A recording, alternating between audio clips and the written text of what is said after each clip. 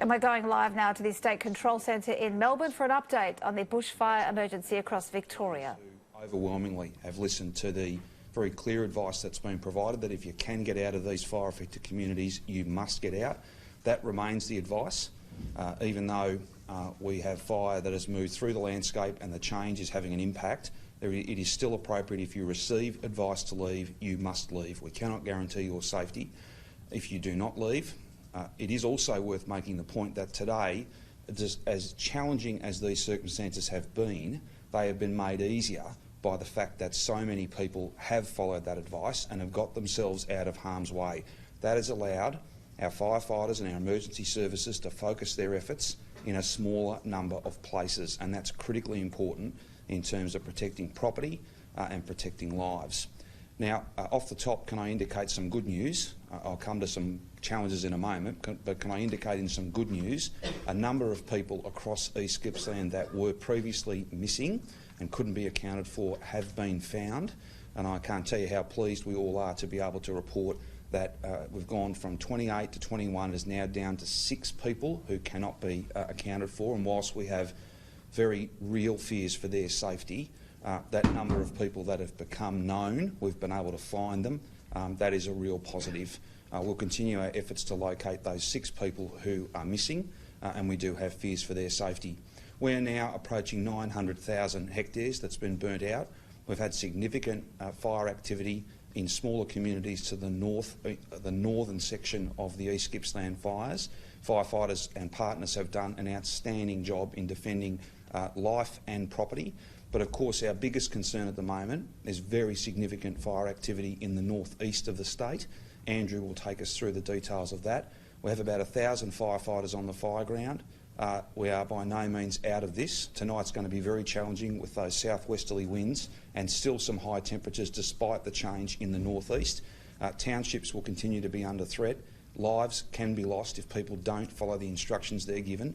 And I have to report, we can't give you an accurate count at this stage, but properties have been lost, assets have been lost throughout today, and more potentially will be lost overnight.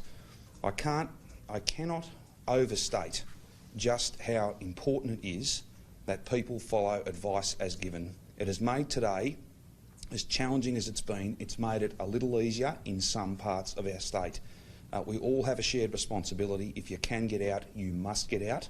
That is the only safe thing you can do. But to everybody who's been involved in an amazing effort today, you have our gratitude, and we are honoured by your service, and there will be more. Of course, it has to be done throughout the evening and into tomorrow. We will then get some more favourable conditions, but we will have another weekend much like this one with very, very hot temperatures next weekend and campaign fires that can only be put out either by burning themselves out or a very significant rain event.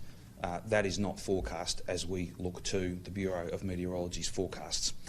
So some good news in terms of a lot of people who've been found, some who still remain missing, and very significant fire activity in the landscape, and a challenge that's going to be with us overnight, tomorrow and well into next week. To take you through some of that fire activity, particularly in the northeast, I'll ask Commissioner Crisp to now add to my comments. Yeah, thank you, Premier. And I'd also like to start by acknowledging and thanking the Victorians who've heeded the advice and the warning that has been put out over the last couple of days to leave that potential impact zone. By doing that, you've certainly made things a whole lot easier for our fire and emergency services. So today we've had 73 new fire starts. At the moment we have 53 going fires across the state, with the vast majority of those in the eastern part of the state. At the moment we have 13 emergency warnings, 4 watch and acts and 3 evacuate now, again with all bar 2 of those being in the eastern part of the state. If I start up in the northeast, so at the north of the state, we've been talking for quite some time about that Corryong fire, which is over 130,000 hectares. We're also talking about the fire in New South Wales was almost running parallel to the Corryong fire. So we've seen significant fire activity on the Corryong fire today with the southwest change that has come through, which has actually put the township of Corryong under threat again. Firefighters, emergency services and everyone else have worked so hard to protect the township itself. However, it would appear that we've got some further property losses on the outskirts of Corryong. When we've talked about those two fires coming together, so there's a number of small communities between those two fires, so Tintaldra and Towong and some other areas. So it would appear that we, again, potentially have got property losses in those areas as those two fires do come together. So if we move to Mount Buffalo, we've had a going fire there. We've had a significant column on that fire, and we still do. So even though the changes come through, we've still got fires driven by terrain, we've got fires being driven by columns. So just don't think because of the changes gone through that the risk is over. And we know at the moment at Victorian, it's still 41 degrees. It's still really, really hot up there. So with that Mount Buffalo fire, so we see some spotting to the east into some valleys which are south of Bright. So we're doing what we can, but keeping a very close eye on that particular fire and the potential impact into those valleys. And if there's further movement of those fires to the north, the community of Bright. So then working our way down to Mount Hotham, again we've had a significant fire there, another column on that particular fire. That fire, there's been a fire fairly close to Dinner Plain as a result of that fire, and at the moment we've had CFA working in protection of Dinner Plain. They've moved back to Mount Hotham itself. When it's safe, they're attempting to come back to do what they can. That particular fire appears as though it needs to go down a fairly, basically a mountain, but there's every chance it will then take a run up to Dinner Plain itself. So again, over the next few hours, potentially we could see some losses into Dinner Plain. That same fire has also been running down toward Omeo. And at Omeo, earlier this afternoon, we had about 350 of the local community, which was all part of their township community protection plan. That's the point that's to be made again, that this is no surprise to anyone. So much good work has been done by CFA, police and others as we've prepared, not just for today, but for last Monday. So community meetings, working with community about how best to protect them if we were to find the circumstances we found ourselves in today in Omeo. So again, with fantastic support from the Australian Defence Force, so a plan was put in place to fly in helicopters and evacuate people from that oval.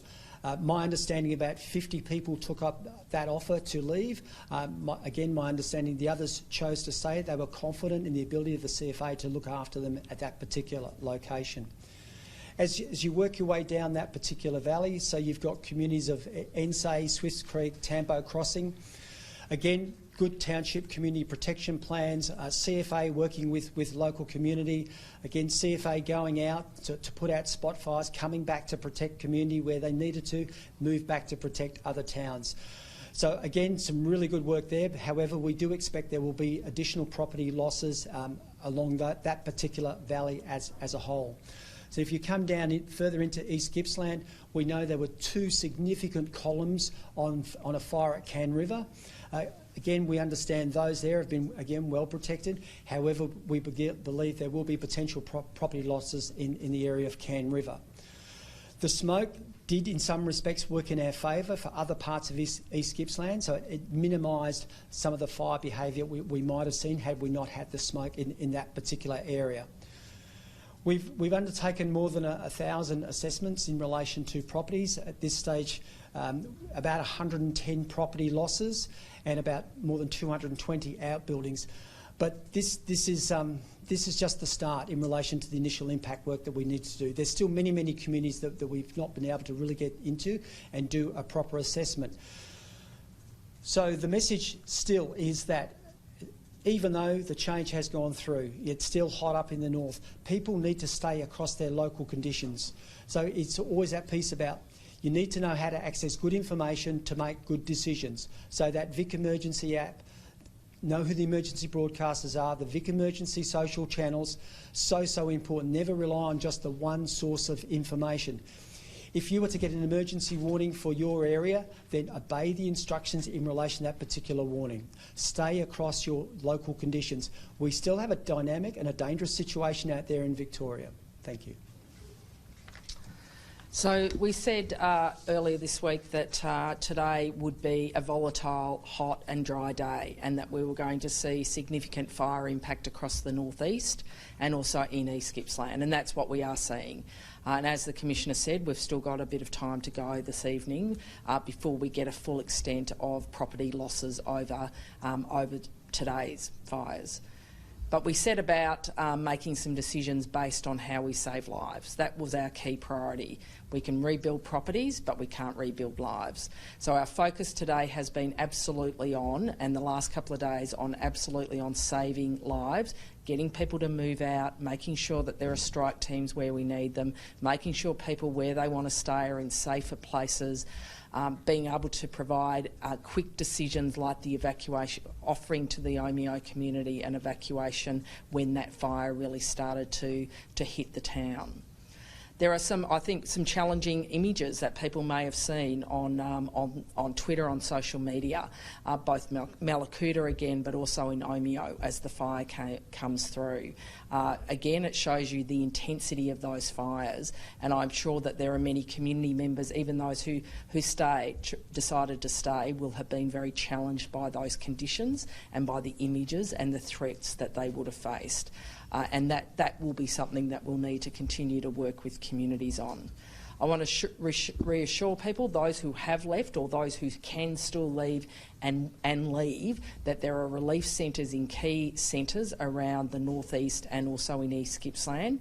If you go to a relief centre, not only do you get access to food and water and comfort, but also emergency relief grants. So I encourage people to take advantage of that. We've put a lot of effort today into those relief centres in terms of the support people can get and also how we help people on the next stage. If they're tourists, getting them home, or if they're locals, how we might support them in terms of sustainable accommodation while we go through this process. I've also had the opportunity today to meet with General Elwood and Brigadier Laidlaw on the ADF response. As we know, the Prime Minister has made some additional announcements today, and we welcome those announcements. And we've had an opportunity to look at how we best use the capability of the ADF, particularly around a lot of the logistics that they've already been doing, some of the evacuation, their aircraft, their ships, as well as looking at how we might use their capability in clearing roads more quickly, and I think that is something that we're very keen to do, and it's been incredibly positive. I think we've got a strong partnership with the ADF, and this is going to help all of us and help Victorian communities recover as quickly as possible. So tonight, for those communities that are still facing threats, our thoughts are with you. Know that the strike teams are out there and we're doing all we can. We'll have a better assessment tomorrow of what has finally occurred today, but we've got a long way to go. We've got another spike day on Saturday. So, again, people will be hearing messages all through this week about what they need to do, what the risks are, and we need people to follow those warnings and those advice.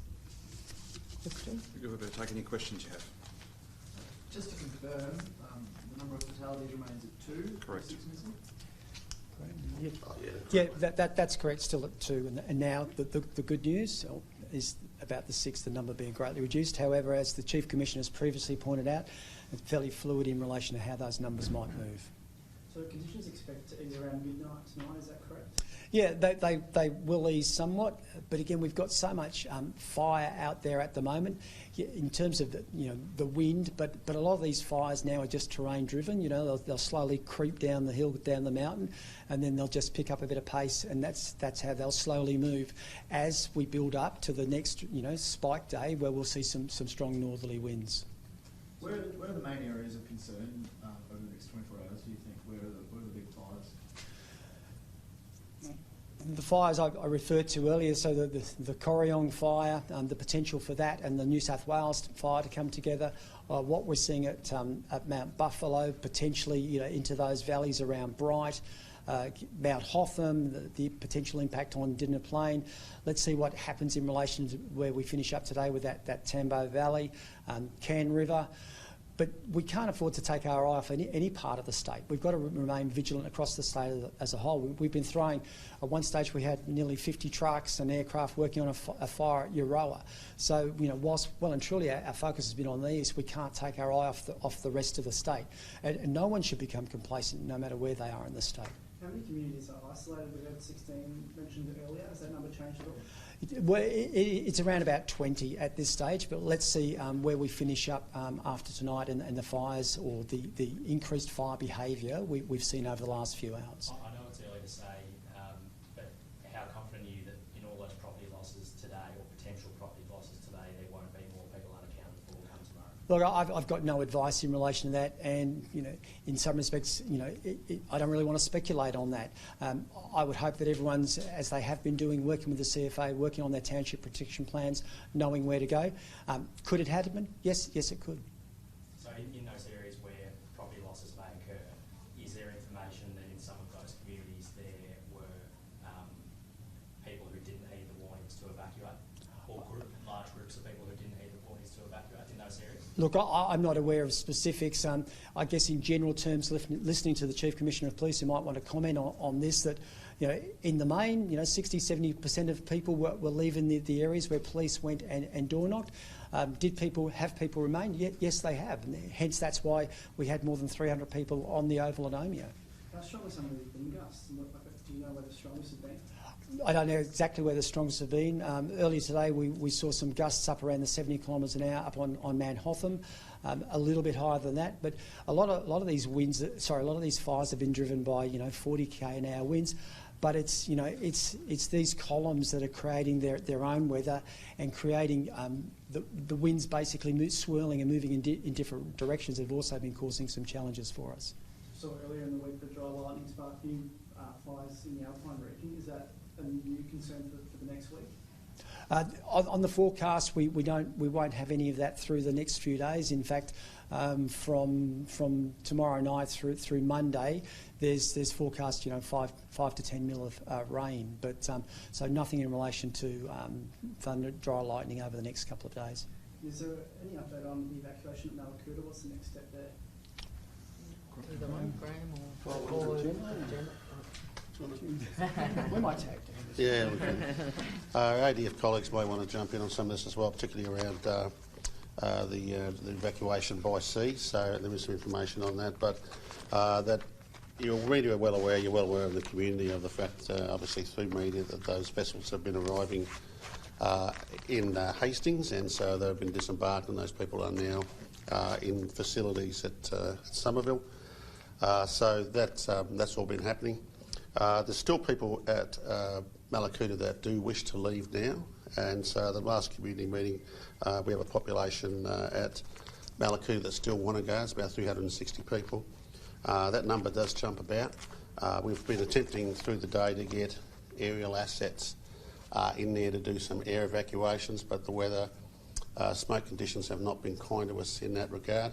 We'll continue to endeavour to do that through the next 24 hours and remove anyone that does want to go, any further people that do want to go from Malakuta. And also, as I think the Brigadier maybe just about to tell you, around the resupply of the vessel and the likelihood of the vessels returning to Malakuta to do any other supply of fuel and other equipment and conduct further evacuations from there. Did you want to jump in? Yes, thanks. Ladies and gentlemen, that is correct. So at this stage, we've not been able to conduct the fixed wing sorties into Malakuta due to the smoke impeding air operations. We obviously are constantly monitoring that situation, and if at all possible, if we can mount those air operations tomorrow and start getting those people out with fixed wing aircraft, we will do that.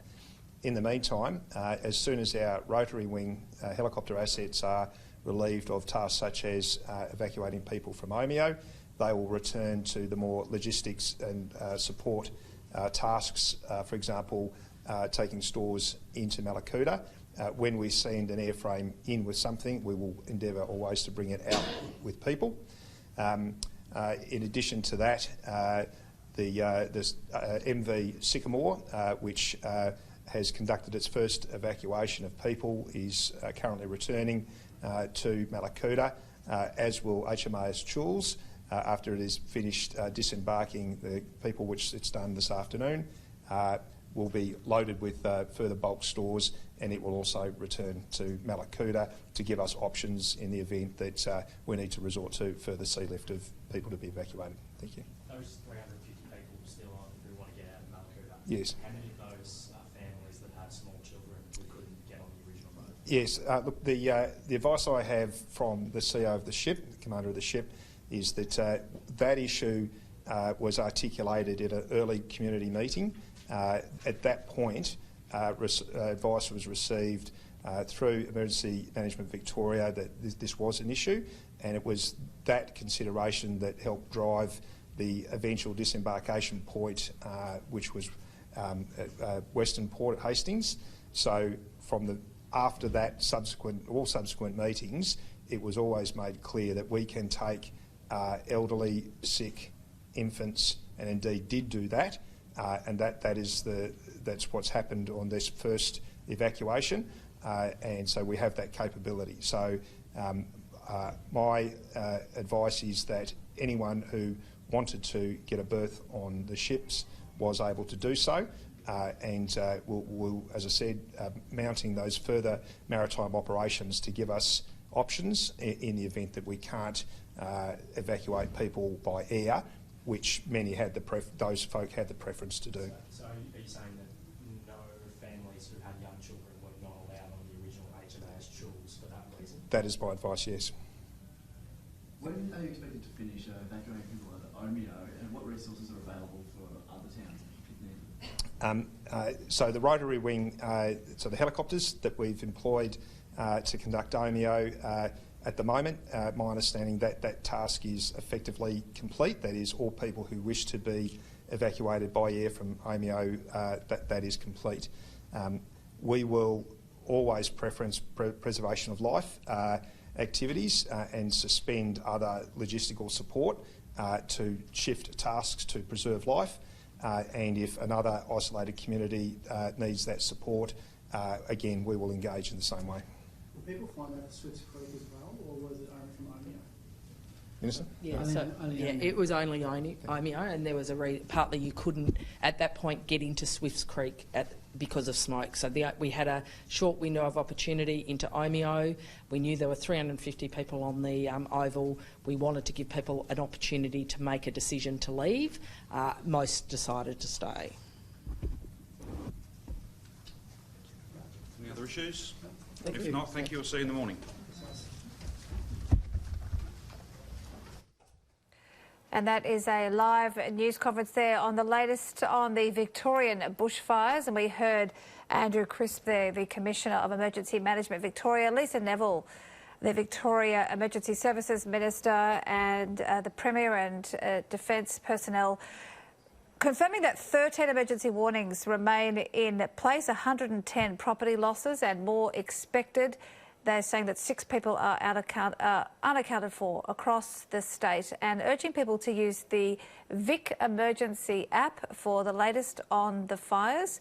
Also saying that there is a long night ahead and a long way to go, urging people to follow warnings and advice.